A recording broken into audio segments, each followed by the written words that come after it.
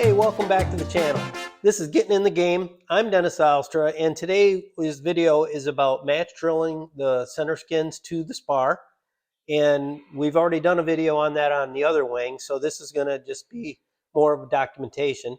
Getting the tank in, making some gas lines, and getting this baby ready to rivet up. So if you're interested in that, stick around.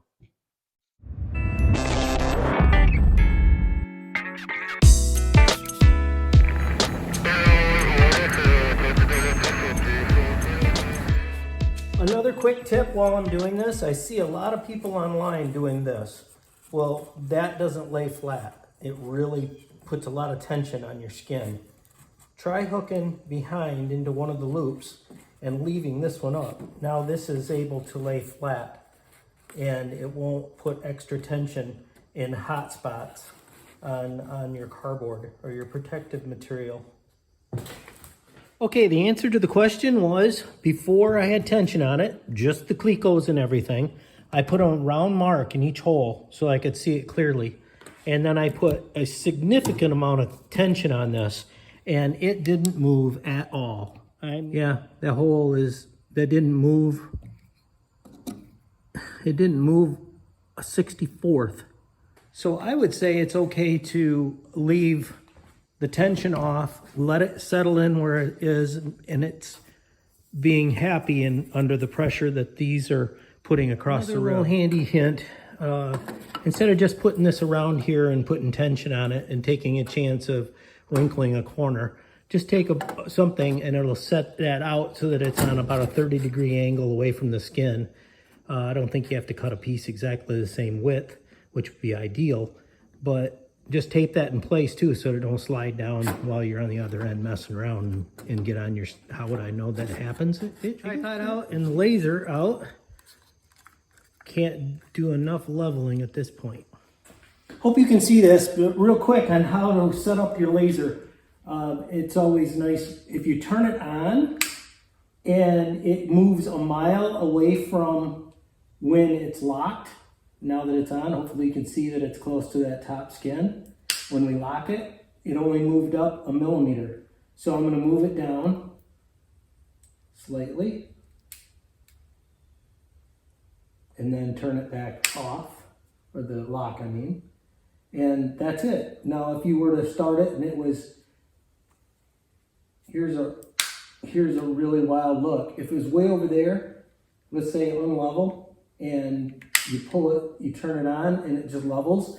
If you're just thinking, oh, it just levels, it's better to get your tripod in it almost exactly where it wants to be when it's locked, because that's its happy spot inside, and it doesn't have to be at one extreme edge of its balancing point. That's close enough now for me to use. While I'm doing the wing up is, in my last video, I showed how I had to dimple the metal a little bit right here for this. If I would have just thought to bring this around and have it aiming in here and let the wire trail out this way, it would have cleared it just fine. So that would have been a big benefit. I'm not going to take this apart because it's all tested and it's done and it's cleared. It's going to clear, but hopefully you can not make the mistake I made.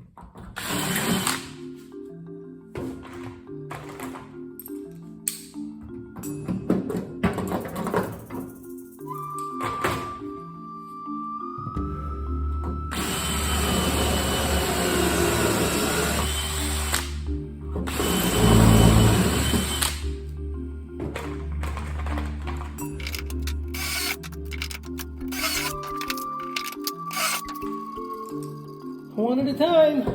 It's the name of the game.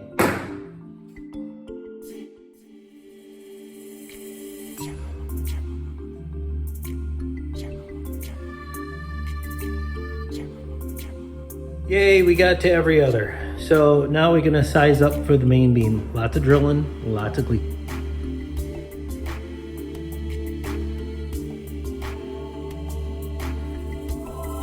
I just got done unclecoing this, and as you can see, cleaned it all and started sanding, getting all the nibs off.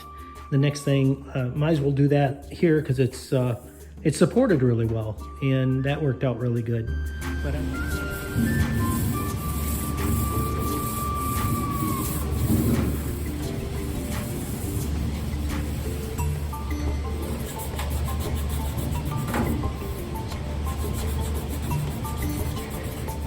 think I showed this in the past. This just bends the edge slightly so that when it's riveted down, that it makes the curve to the back piece. On EAA, they say less is more. That didn't do anything.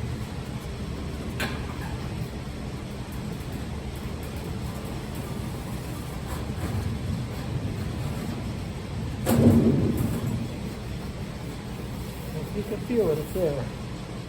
When you weren't looking, I put the gas tank in and finished corking it up. I got the ground hooked up the way, a little different than the other side, but I like this. And I've got the positive hooked up. So we got the shrink wrap on there of labeling. I'll heat that up a bit. Cut this and let's put this end on a minute. Well, I got out my double connecting end, get the right ends, and then this is just how I made my wire diagram. So I'm going to do it the same as the other sensor. Looked it up. Positive is A. I'll start off by cutting them to the right length.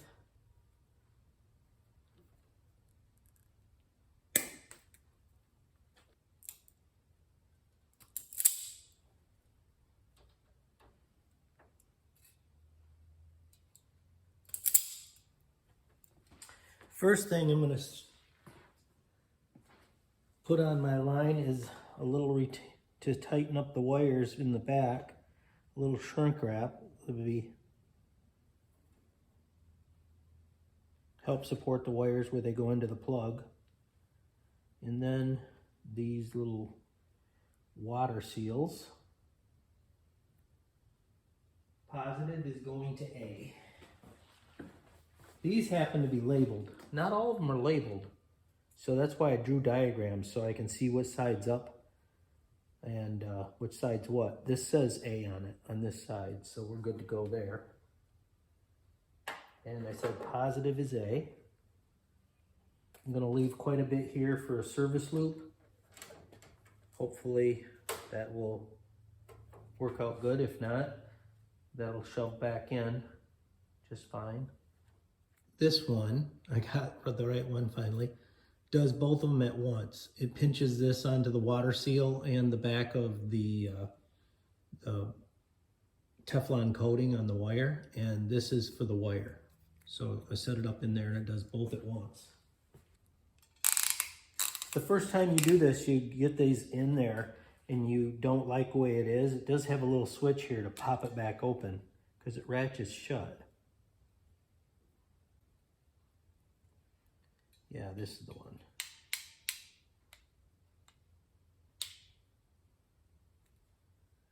I get it pre-started right at the right depth so that it can do both. Make sure that it's all the way in. Make sure the silicone water seal is in, which it's not. It clicks. Now it's done all of them. It looks really good. That's right into the Teflon. This is back there to be able to seal and give the good pull test. We're happy. The first couple of these you do, you kind of fail, practice on something. Then all of a sudden you start to figure out little tricks like squeezing this together. Gets it started. Make sure they're even. You don't want one way in more than the other.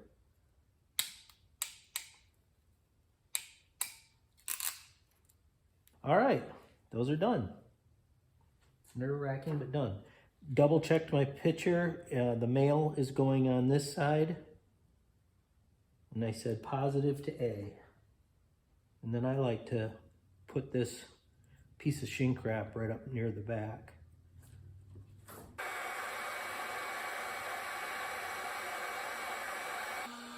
There it is. Now let's move on to the next thing. I went into my bag of goodies that I bought for this gas tank and found this fitting, and it's ready to put in. I've got the hole drilled, sanded, cleaned, the inside of the gas tank clean, so let's stick this in. I'm just going to clean the threads one last time with a Q-tip. It's been inspected. The edge looks really good. They keep it in nice little bags so that they're all separate when they ship them to you. If you do use some other company, I can tell you that Aircraft Spruce delivers these each in individual bags so that they don't touch each other, which is really nice. I'm going to use a product named Loctite 567 as the sealer. I am going to only get it on the threads. I don't want any in my tank. I like to work it around. It makes sure it's down in the bottom of the threads because it does get air between the threads and the goop. Stuff is strong smelling. Now this is going to be inside the gas tank. So I like to take some lacquer thinner on a Q-tip and just get rid of that. That first thread isn't going to do much anyway. It might seem like overkill, but I do like to make sure that there's not a lot of that in the fuel tank. That looks pretty good.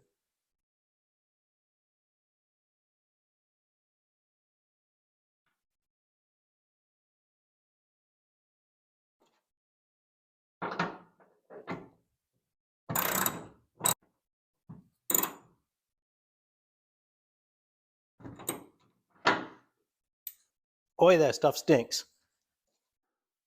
Next one I'm going to put in is quite a bit smaller. The screen has already been installed into the tank. And this one has been inspected and looks non-scratched and good. Another one bites dust. Well, I hate this part. I hate drilling holes. If somebody wants to upsize back to the regular fuel lines, they'll have these in there. So I'm going to put my 3/8 through these with the washer bushings.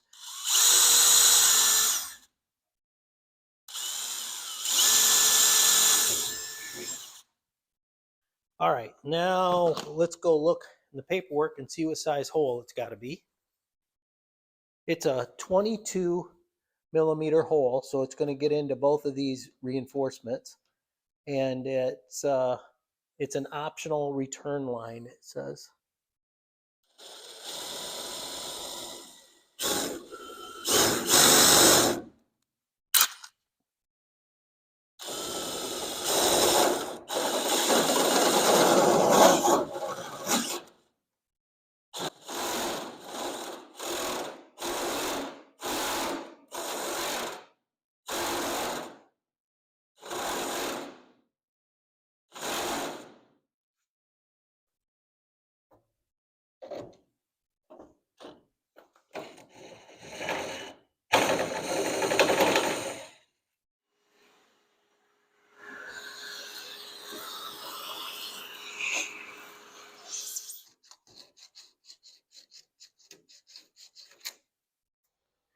Give that a little touch up with primer. Well, the one thing I want to do is disconnect this and this, because I'm going to run them through these now. Yeah, I've got to take these rivets out and get the head out of there because I don't want to take the tank out again. So I'm going to make a pocket for it to fall in.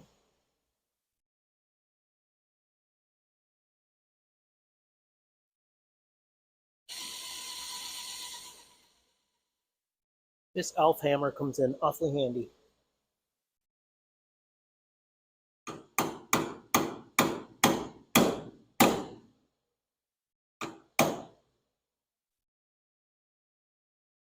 See if I got it. If not, I won't show this. And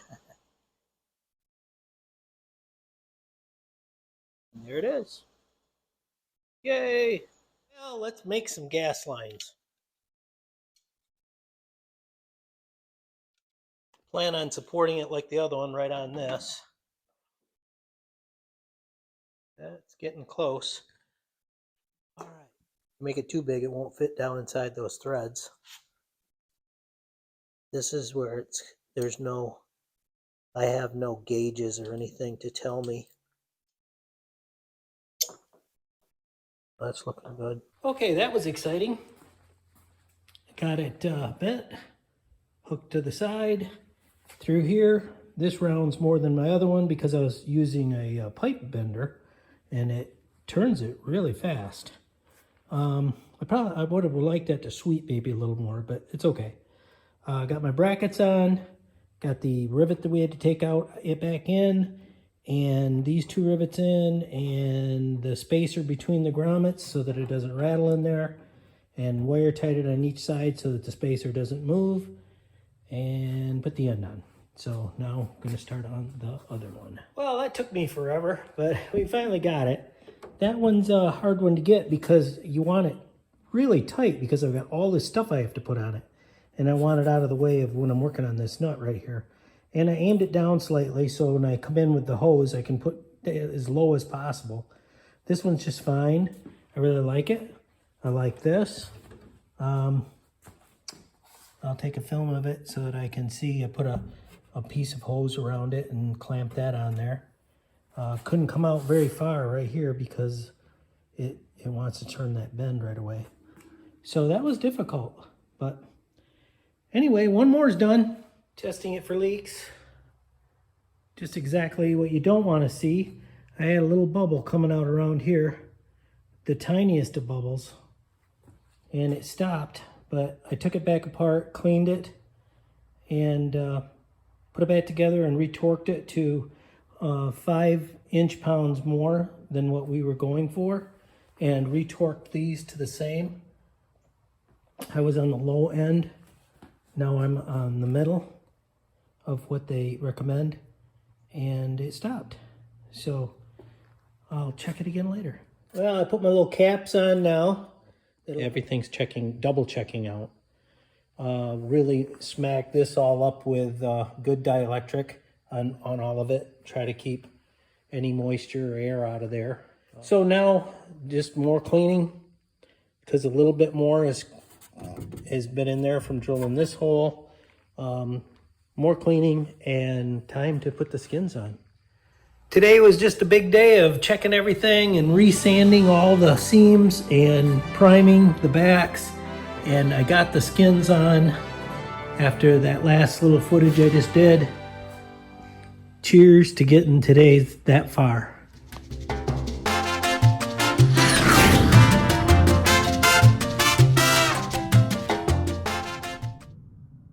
Today's video is all about documenting what we've done about center drilling, getting the tank in, and clearing my throat. Man, it's tough to get old.